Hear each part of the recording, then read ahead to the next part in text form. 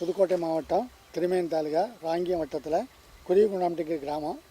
இப்போதைக்கு மின்சாரம் ரொம்ப தட்டுப்பாடு இருக்கிறதுனால பல வருஷங்கள் முயற்சி பண்ணி மின்சாரமும் கிடைக்காதனால இப்போதைக்கு சூரிய வெப்பத்தால் இந்த சோலார் மூலமாக கரண்ட்டு தயார் பண்ணி இதில் 3 HP மோட்ரு ஓடிக்கிட்டு எனக்கு ஒரு 70 ஏக்கர் நிலம் இருந்துச்சு.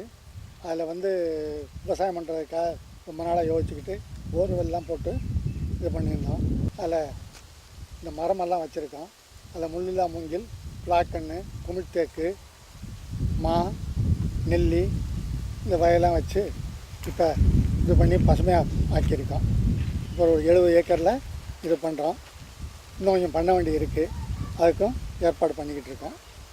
25 ஏக்கருக்கு 3 HP சோலார் மோட்டரை போட்டு விட்டு கரண்ட் இருந்தாலும் இல்லைனாலும் இது நிம்மதியாக ஓடிக்கிட்டு இருக்குது. காலைல 7:30லேருந்து சாயந்தரம் 4:30 மணி வரைக்கும் சோலார் மோட்ரு நல்ல விதமாக ஓடிக்கிட்டு இருக்குது. அது ஒரு 25 ஏக்கர் பாயிராப்பில் இருக்குது சொட்டு நீர் பாசனம் மூலமாக.